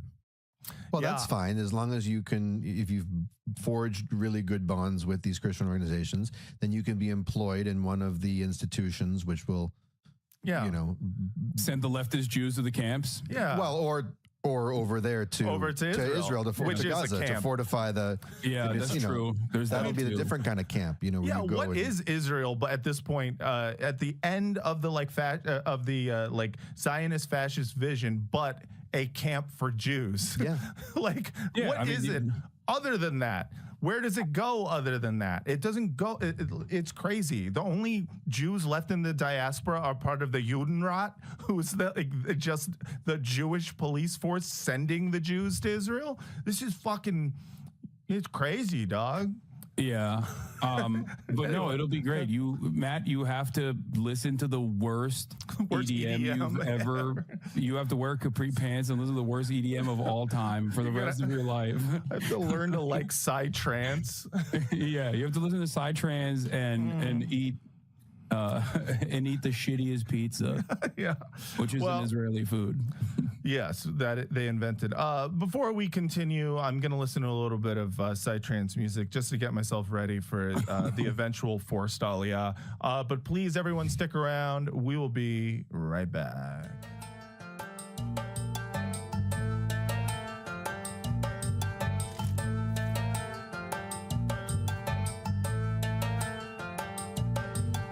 Jumping Jacks was us. And we're back. This is Badass Bar, world's most moral podcast, and we're here with Hassan Piker, aka Hassanabi, aka Hamasabi. Are you gonna? Is there like any party that wants to reclaim the Hamas-Abi name? It's kind of a little bit. It's just that like the association is initially created by people with a Islamophobic purpose. So it's just true. It's just frustrating to be able to take ownership over it. Yeah. Also, Americans do not associate Palestinian emancipation of any sort as a positive broadly. So it's like more so with the name Hamas. Yeah. So yeah, it's still though. It's out there. It's out there. It's a pretty sick moniker if you choose to rise above and get it tattooed on you. Listen, if you don't do it, I'm taking it. Okay, you take it. You can be Hamas-Abi. Hell yeah. So we have an article from the Jerusalem Post. Our friends at the Jerusalem Post, shout out to one of the weirdest fucking publications ever made. Is it a newspaper? Is it a blog? We don't know. All I know is people write in it, and sometimes they delete their writing. Oh, that's my favorite. I love when they post articles. It feels like if they allowed like people in an old folks' home to create their own little newspaper. Yes, exactly. It's like cool. They'll write articles like, well, honestly, Jordan was always a part of Israel. Yeah. They'll be like, let's delete this one. This one didn't do well. People read it. People actually read it and were very scared of what we were saying in it. South Lebanon, more like North Israel. Yeah, they literally, I believe it was Jerusalem Post that had to delete the Jews need Lebensraum. Yeah. Unironically. The Lebanon one, Southern Lebanon. It's just free real estate. It's free real estate. Yeah. Well, they have not deleted this post yet. And this is, I don't expect them to, but it is, once again, kind of like the, we're doing the cognitive dissonance Olympics here. Like this is wild. It is anti-Semites condemn Trump's relocation plan in refusal to accept State of Israel. Opinion. I love. So at this point, it is anti-Semitic to be against ethnic cleansing. Yeah. I love that. That is an opinion that someone is stating completely unironically. This is an anti-Semite's dream. Dude. Like J-Post is just like, it's insane. Like it's insane to be like, no, you don't understand. It is a part of Judaism to do ethnic displacement. Like we have to do it. Yeah, it is anti-Semitic. It means you hate Jews. Yeah. And this next sentence, this subheading is no better. A comprehensive and unequivocal solution to the Gaza problem is tantamount to accepting the long-term existence of the State of Israel. Like a final. Some sort of, you know how there's a Gaza problem and we need a Gaza solution? Yeah. Yeah. It would be nice if we didn't need a solution after that one. If that solution somehow was in the sequence of solutions. That's sort of the last one, right? The terminal one, the one after which there need be no further solution. Let's call it comprehensive and unequivocal. Just to, the solution to end all solutions. Yeah. Just to avoid any negative associations. It's not the penultimate solution. No. It's the one right after. Yeah. The right after a penultimate solution. The post-penultimate solution. Post-penultimate, yes. The post-penultimate solution to the the Gaza problem. You know what it reminds me of? Is the transfer is not a dirty word article that Ben Shapiro wrote in 2012. I have not seen that. That's you've never amazing. Seen this? No. That's the only word that starts with those 5 letters that he thinks isn't a dirty word. Right. He wrote it. I am not 2012. transphobic. I'm into transferring entire populations away from where they live. He identifies as transfer.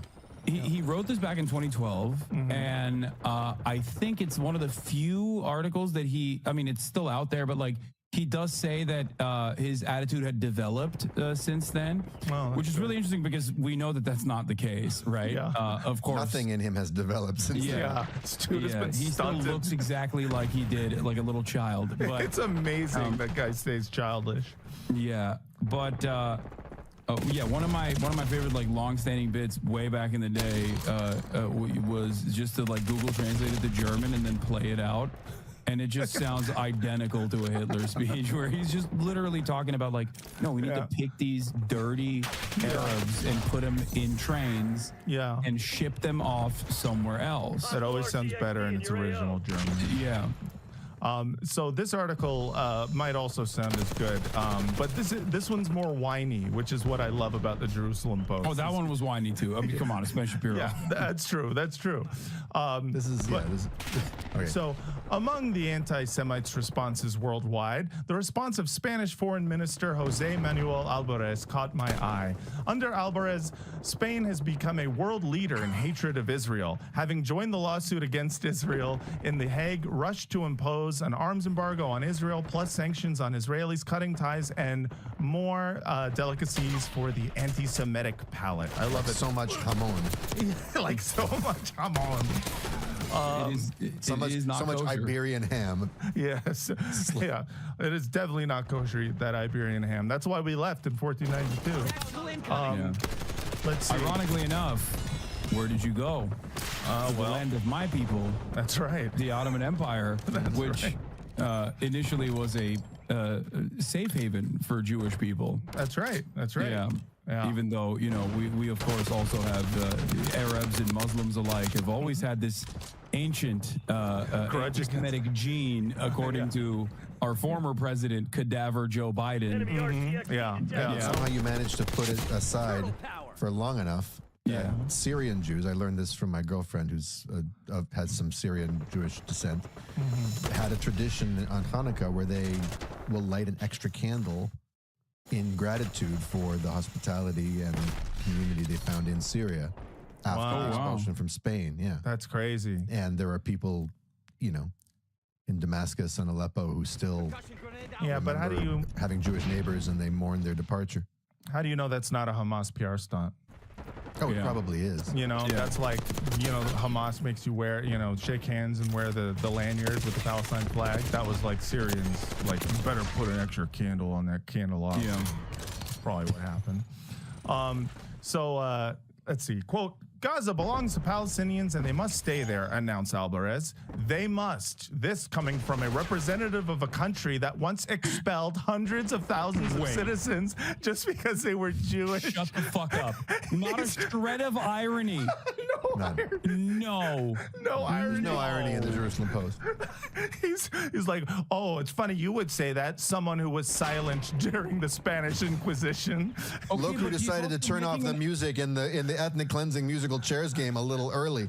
Yeah. Wait, he's like, but the entire article is defending ethnic cleansing. Yeah. It's like ethnic displacement of Palestinians. Yeah. Oh, now we don't get to do it? Yeah, there's a lot going on with this article. Trying to pinpoint a very specific ideology is almost impossible, especially since Trump has now made like the transfer of Gazans into a humanitarian, you know, thing where it's just like, no, we're doing this to help. Now every Zionist is just like, don't you care about the Gazans? We're trying to help them. And so they are promoting ethnic cleansing as a helpful solution, and this is we'll keep going. Alvarez is just one of the one on the list of leaders who jumped in the panic, and he, at least, doesn't bother to arm himself with moral arguments. The Gazans must stay, in his opinion, alive or dead, and it's clear why. It is not moral opposition to transfer that stands behind the declaration. After all, the world's nations don't oppose population movements. In 1948, when all the Jews of Arab countries were expelled from their states with only their clothes on their backs, Spain didn't claim it was a moral injustice. There was By the way, that's not true. It didn't suddenly happen in 1948. Yeah, suddenly. Yeah, that's an insane. Otherwise, Israel wouldn't have had to bomb Baghdadi synagogues in the 50s. That's right. It's funny. It's funny to think that like all of the Arab nations were just like, oh man, the Holocaust just ended. Now it's our time to expel our Jews. Yeah. Come on, guys. We got to pick up the slack. Yeah, they're like, fuck, we missed our shot. Yeah. Hey guys, is the Holocaust still going on? No, I think it ended like 3 years ago. Shit. We said we'd have them out of here by I'm sorry, bro. I slept in for a bit. I had a really late night. Are your Jews still there? Oh shit, mine are too. No, don't worry. We got this. We'll finish it. Let's send them to that camp that just opened up. Yeah.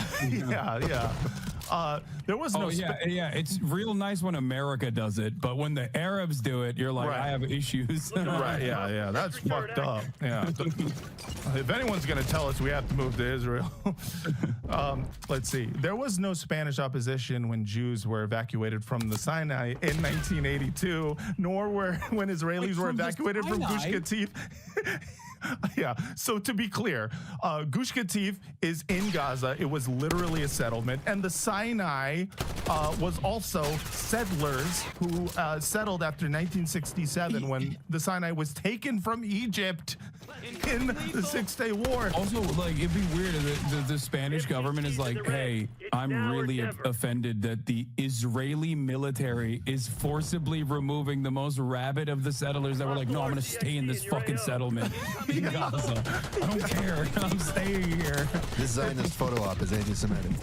It is fucking insanely funny too. To also, I mean, again, we're talking about not even like the fucking like prime minister or president or whatever the fuck Spain has. They don't have they have a king still, right? I don't know. Don't they have a Bourbon? I feel like they have a Bourbon who just sits around. He's Hamon Iberico all day. Yeah, just a Bourbon eating Hamon. I mean, that's what happened with the Netherlands too. Those kings are always pro-Israel. Yeah, they're there and they're just like, oh no, yeah, kingdoms are great. That's why we like Israel. We're trying to make it one. Again, we're like blaming the Spanish foreign minister for not speaking out during the 1948 expulsion of Jews from Morocco. Like fucking. How old was he at the time? Like, I assume he was like fucking 5. He was probably 5, if alive at all. It is Wasn't Franco still fucking? No, I guess it was after Franco. Yeah, and also, yes, no, it would have been Franco. It's like, it's literally fascist Spain. Anyways, it is just incredible to be like, well, where were you when the Jews were ethnically cleansed from that land they were trying to ethnically cleanse? Yeah. That is so wild. Where were you when the Jews were redeployed from one area of settlement? Yeah. Which had been, basically deemed a waste of time and resources and moved to another area, another zone of interest. Yes. In the West Bank. That is crazy. Well, you didn't say anything during 1492 when Columbus exiled the ocean Jews. In fact, Spain has willingly absorbed quite a few Syrian refugees. Oh, hell yeah. Yeah. Okay, that's my shit. Now he's going to get like weirdly Islamophobic, I assume. Yeah. Oh, yeah. Well, listen, they absorbed quite a few Syrian refugees who fled their burning country, viewing it as a humanitarian act. Ukrainians and Eritreans fleeing their country enjoy sympathy for the moral and justified idea that embraces people fleeing a war-torn area. We're creating what? We're creating these beautiful refugees for you, and you won't take them. Why? Because Jews made them refugees. Yes, exactly. It's because they've been touched by Jews. They've been tarnished by, It's fucking insane. The Gazans are unique in the world, being imprisoned in their valley of tears, bleeding, miserable, condemned to lives of poverty and disgrace under a dark terrorist organization. Whoa, You have to come after Israel that hard, Jesus bro. Christ, man. Yeah. That's crazy. I know. I mean, that's kind of based. I don't even say that. Yeah, this maybe this guy's a comrade. Dark terrorist organization. Even when they flee, they encounter closed gates behind which stand moral faces like Alvarez and his ilk, who announce with bone-chilling composure, "No exit. You must stay." That's right. At the gate, at the Eras crossing or whatever, Alvarez is the one blocking exit. Hola. Even ¿Cómo está? Bien? So you cannot cross through here. with no Palestinians. No Palestinians are here, okay? Even I when can they do that flee. accent because I'm doing Spanish from Spain. That is a white Spaniard. It is okay. I can do it. Spain. We never miss an opportunity to lisp. Even when they flee, he says, no, the point is they can't. Yeah. And the crazy thing about this is, too, And is they would if they thought they could get to Spain. they're saying you guys are taking in all these fucking refugees from Syria and from Eritrea and Ukraine, and all of a sudden you're against the idea of people being made refugees. Like, as if the thing that they're accepting is like, no, we love the creation of refugees. Creating them is we don't really care for the people. We just like when they're made. And then we like them to come to our country and just go, let's look at them. It's like fucking insane cognitive dissonance. I mean, he is right, though. It is a dark terrorist organization that is Yes. like destroying the lives of Palestinians. It's just, Absolutely. I think for Jerusalem Post purposes, like it's definitely not Hamas. I don't know if he knows which one he's talking about, but I'd like to assume, benefit of the doubt. Yeah. Alvarez doesn't care about the Gazans' moral values or world peace. Before his eyes stands one well-known fact. A comprehensive and unequivocal solution to the Gaza problem is tantamount to accepting the long-term existence of the State of Israel. Solving Gaza's problem through migration means not only erasing for generations Israel's hardest and bloodiest border, but I love it. I love erasing for generations borders, you know? borders, but also signaling to the West Bank Arabs that without a viable peace, their future might be similar. This, the anti-Semites must not agree to. At this point, He's threatening. He's just saying, like, oh, you're next. And they can't, the anti-Semites cannot allow a solution that would once and for all finally terrify the Arabs into complete and total submission.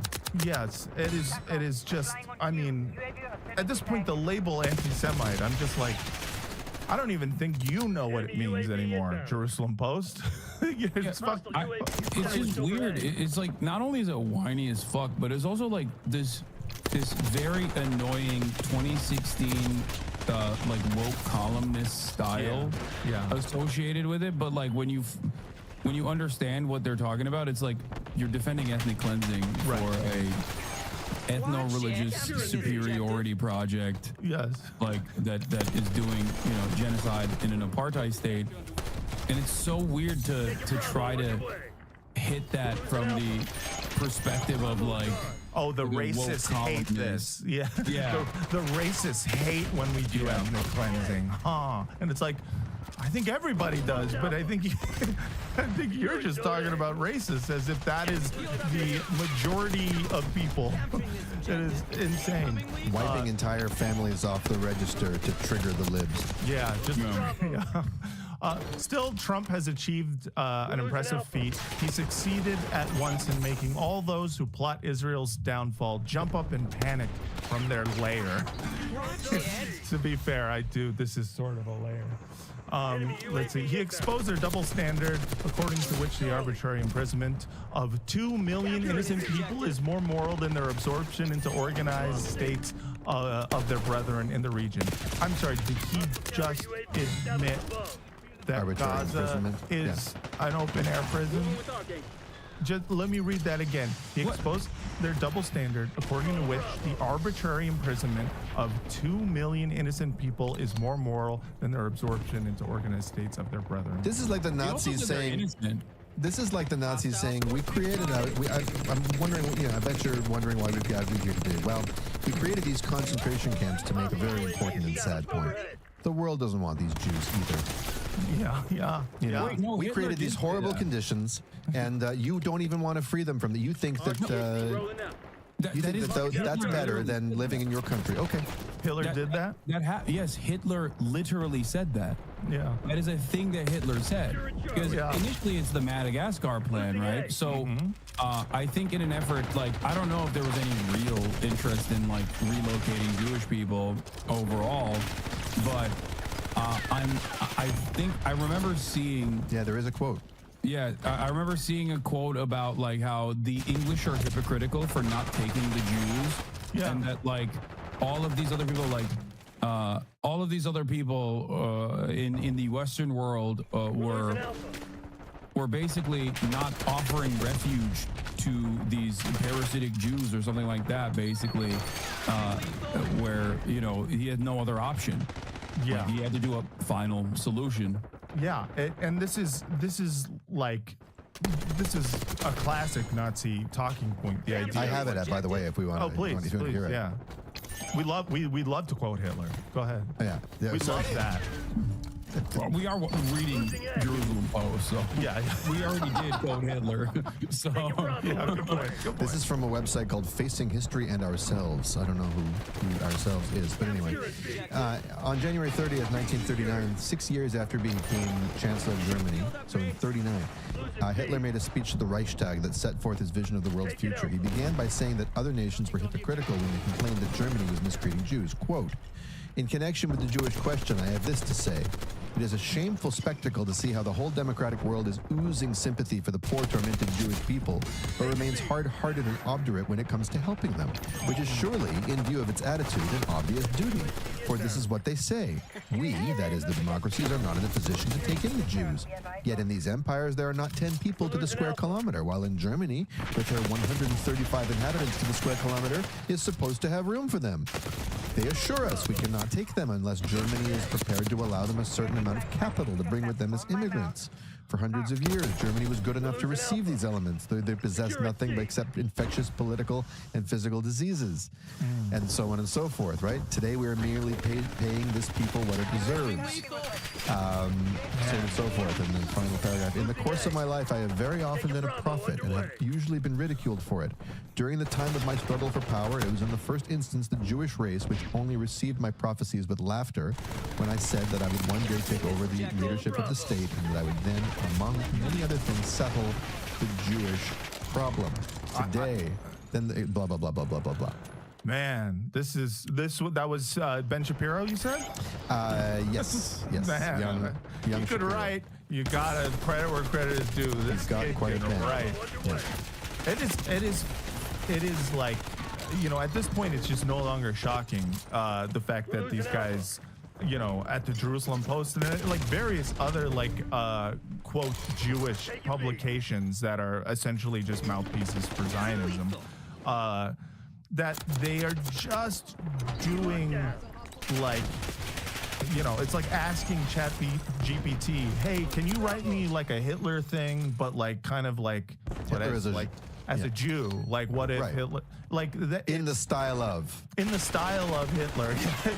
It's crazy to me because I mean he's talking about the final solution to the Jewish problem, and we're reading a fucking article that is saying exactly the same thing but with like more words, which, you know, always better for more words. Just to end it here, after all, the war against Israel's legitimacy requires a narrative of a suffering people, and the Gazans, that's their role, and so on. In keeping with this line of thinking, they must continue to suffer.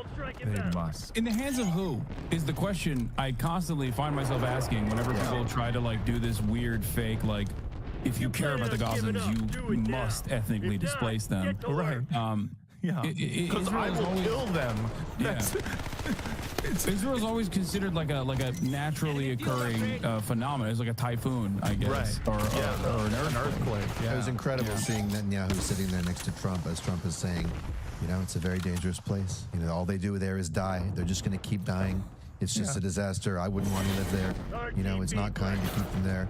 And Netanyahu just sitting there with Smirking? that fucking smirk on his face. Yeah, because he's just, you know, it's like hearing a fucking dog. Yeah, it's like when a dog hears their owner blaming the other dog for something they did, and they're just like, yeah, that's right.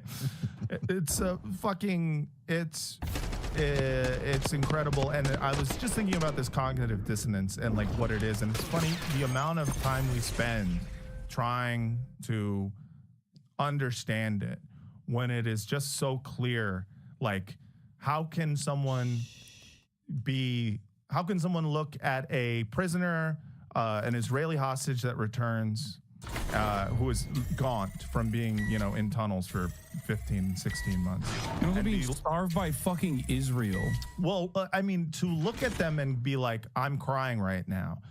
And then to look at, you know, thousands of Palestinians dead and, you know, fucking buried under rubble, children and other Palestinian prisoners coming back all gaunt from their treatment and like feel nothing. In fact, like even mock them. Like, we try to understand this cognitive dissonance all the time, and it's stupid because I'm just like, oh, it's just hate.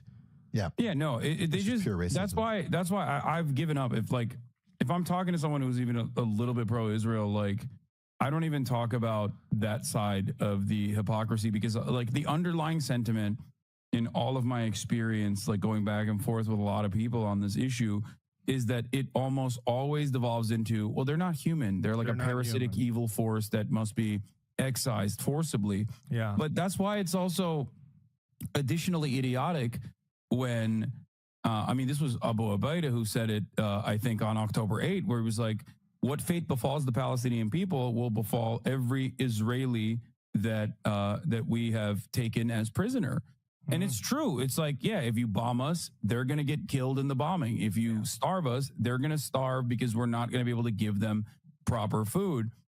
And honestly, in spite of all of that, in spite of the blockade, in spite of the endless bombing, it like they look objectively in better condition than the average Palestinian coming out of permanent detention from a Israeli concentration camp. The worst of them look very, very, very stressed. Yeah. They look malnourished. Right. They look terrified. They look like they've been in captivity under very perilous circumstances. They look like they should look after that much time. Right. Many of them look, I mean, unaccountably healthy. It's crazy that there are that many who don't look like they've been hostages for 15 months.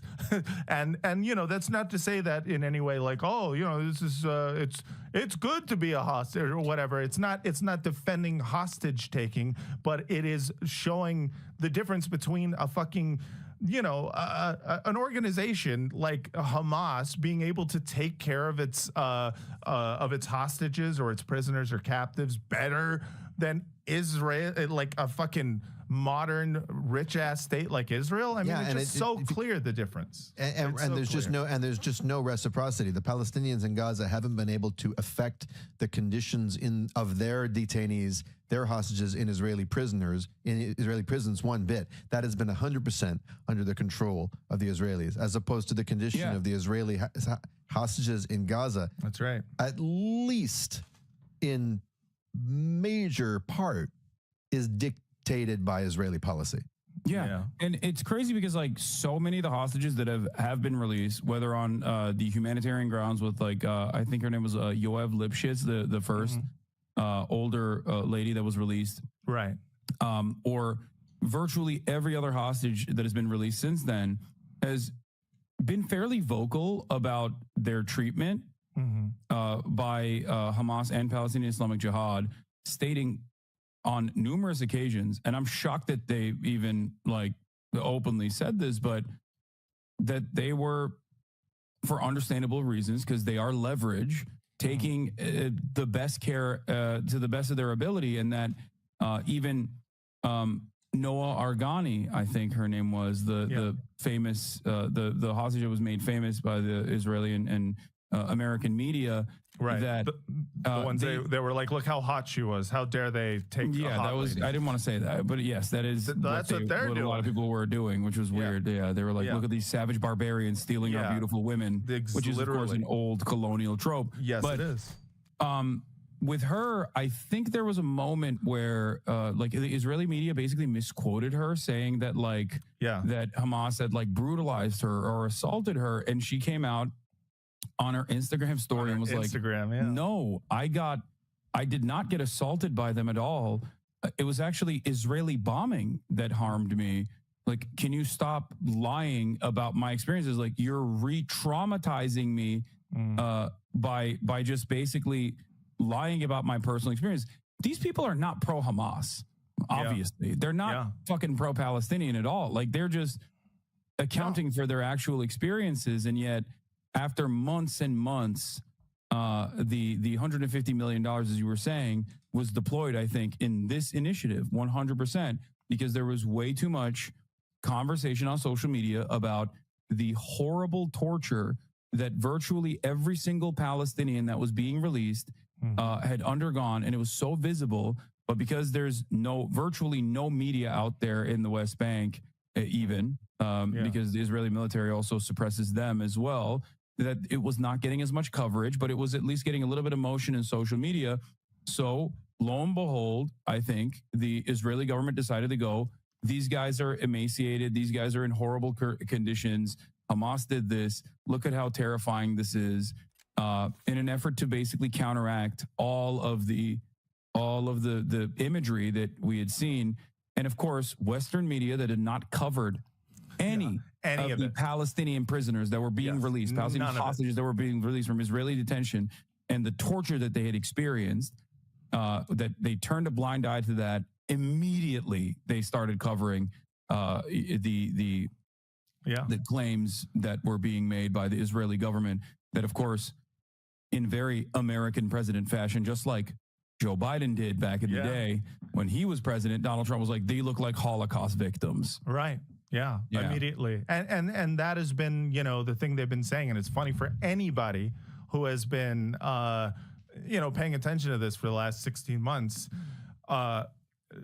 There's nothing that we see other than cognitive dissonance. That's all we see, because they're seriously going to say with a straight face, they're going to put out this cartoon with a straight face.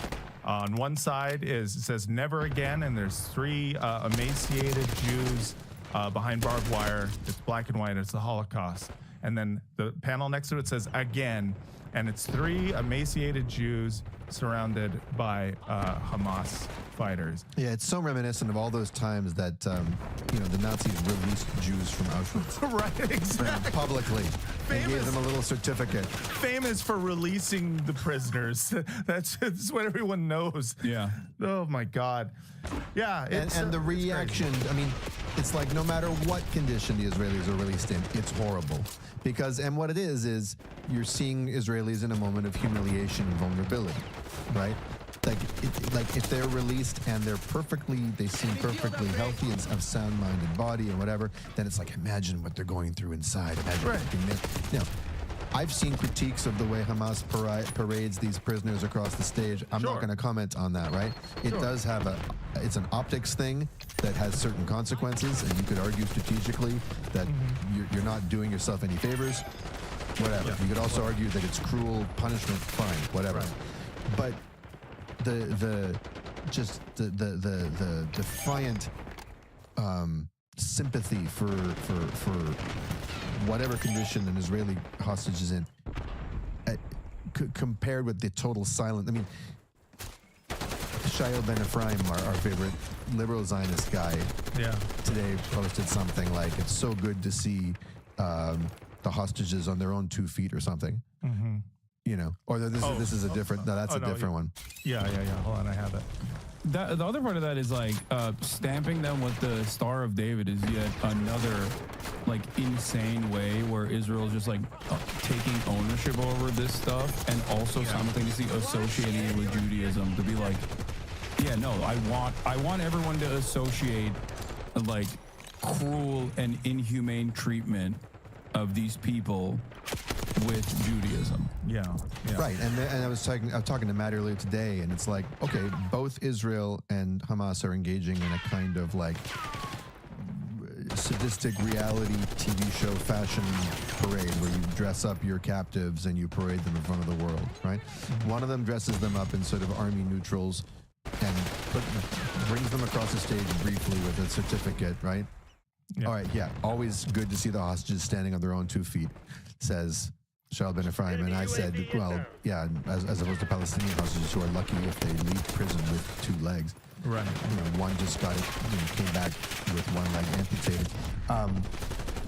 But so that's what Hamas does. That's their method of doming, right? Fashion doming the Israelis. They make them go through that humiliation. Okay, let's call that a humiliation. What do the Israelis do? What's their style? Let's dress them up in sweatshirts with the Star of David that says, "We will never forget and we will not forgive," in Arabic.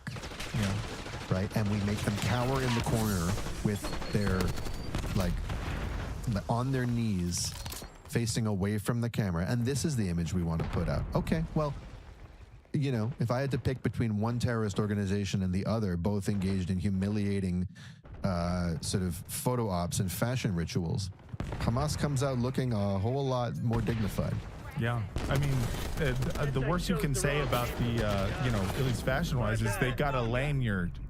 Yeah, it was a lanyard with a fucking, you know, a Palestinian flag on it. It's the idea that is.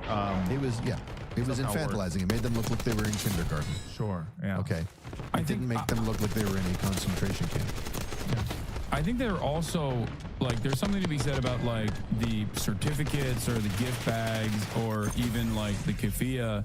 Yeah. But I think it's also like the reason why they're doing that is not to humiliate the Israelis, or at least it doesn't read as that to me. Where it's more so.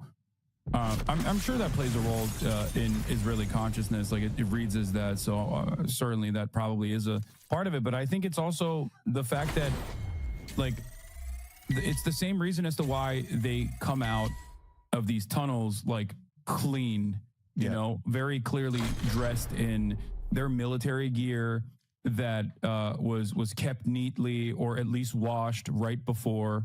Right, like I think there's almost a sense of pride to show whoever is watching from afar around the world. It's desperate, but to show whoever can even remotely pay attention to this that, like, in spite of everything, like, this is the dignity that we have offered the people that we have held in captivity. So and of course, so to an occupier like Israel, everything is humiliating. That's the point. Yeah, they live their life constantly reading humiliation into every single thing that they do.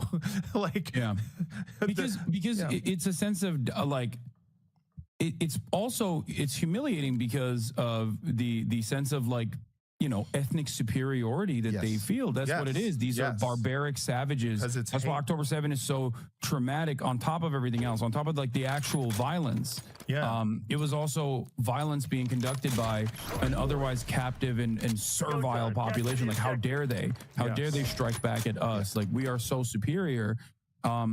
And what to talk about, like, whatever you do being read as like humiliating and messed up from the Israeli perspective also is the fact that initially I think they were doing the hostage releases without the theater of the theatrics of the big stage, right? Which, funnily enough, has a AI fist with 6 fingers on it. I don't know if you guys saw that. I thought it was funny. One of the fist that they have up on it has 6 fingers because they used AI, which is why I'm canceling Hamas. But that's a totally separate.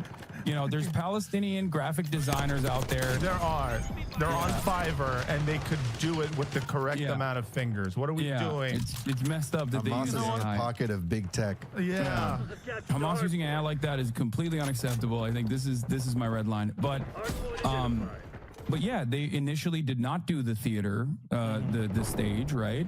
And there was commotion, and then Israel got mad about the commotion. So then the next day, what did they do? They put the hostages on the stage, and then the hostages threw up the peace sign. Then Israel got really mad about the peace sign. So they went back to the regular process of handing it over to the Red Cross when there was commotion. And then Israel got mad at the commotion again. So they just keep going back and forth where, like, they are responsive to, at least to a certain degree, Israeli demands, no matter how ridiculous it is. But, you know, no matter what you do, like you said, Daniel, Israel is going to get mad anyway. Well, to the omnipotent, right? Any assertion of agency is or of humanity in any sense, or decision making is a capital offense, and when the Untermenschen won't stay unter, it's a thorn in the side of the powerful ones. That's right. Well, Hassan, thank you for coming on and not being Unter, but rather being Uber. I assume that's the opposite. Right. Thank you for coming on and being one of the most Uber moral guests of Bad Hasbara. Where can people find you and find your work? And where can people finally leave you alone about coming on this show? Because you just where do people watch you? That'll be fine. People will still be annoying about it, but it's all good. So People can find me at twitch.tv/Hasanabi, where I'm live every day from 11 a.m. Pacific onwards until usually around 7 p.m. Pacific. That's incredible. And that's How the it. fuck I do that. You do that? Yeah, insane. I do that 7 days a week as well, so I'm even live on Sundays. Like, this has been 2 hours and I'm so tired. How are you not tired? I don't know. I got a lot of love for what I do. I'm a very fortunate person. I'm a very privileged person. I'm very lucky to have the opportunities I have. I never thought that I would get to this point in my career, so it never feels like it's real work, because it's not. Really. Yeah, well, it's amazing. You do it for hours a day, and you work out, and you got a great body. And I just want you to just enjoy your body. I want you to take care of your body. It's very good. Look in the mirror. Just enjoy what you see. What do you eat? Is it chicken? Just chicken? I just eat a lot of chicken. Yeah, I eat like around a pound of chicken every day, straight white chicken breast every day. A pound? But you have things on the side, like rice, ketchup? A little bit of rice. It just depends on what I'm in the mood for. Sometimes it's Mediterranean chicken, so I have it like in a wrap. Do you work out for more than 30 minutes? Yes. Okay. Well, I got to start working out. I might ask for tips at some point because I feel like I should. I feel like my face could be skinnier. I got you. You got to play basketball. You're wasting your 6'7" frame. It's disrespectful. Listen, I think As a guy who's 5'6", I'm glad to have nothing to waste, but I can use some tips on getting taller. Oh, you got to break your bones for that one. Nah, but just keep trying. That's what I say. Just keep getting back on that horse. Oh, but speaking of athletics, I do want to shout out the Palestina football club from Chile who gifted me this jersey that I've been wearing today. Yeah, that rules. They sent one for my brother too. I'll just show you the back. Fuck I haven't given it to him yet. Oh, it says Mate number 11. That is so dope. sick. And the ones are made out of the country of Palestine. Yeah, contiguous free Palestine. I love it. So. I love it. And they gave the Golan Heights back, which I like. See? This is why we need to free Palestine. Well, Hassan, thank you so much for coming on. And thank you to everyone out there listening. Patreon.com/badhasbara. badhasbara@gmail.com. All right, everyone. Thanks again so much for listening. And until next time, from the river to the sea. Hey, Jews fight back. If Hassan's an anti-Semite, then so are we. Yeah. Wait, Oh, what? no. What? Wait, Now I'm doubly indicted. Molly us, Michael Jackson us, Yamaha keyboards us. And I think that's why a lot of voters are happy that Donald Trump and Elon Musk are finally going through the federal government and trying to take out some of this bureaucracy that we probably just don't need. So I'm reading to you what Sean Duffy says. He's the Secretary of the Transportation. I have no reason to doubt his numbers. Karen, when you hear this, Yeah, he knows best. Scientists, woke and gay. They don't know best when they're talking about their specific field of research. Sean Duffy, television personality, well, he's the transportation secretary, so he knows best.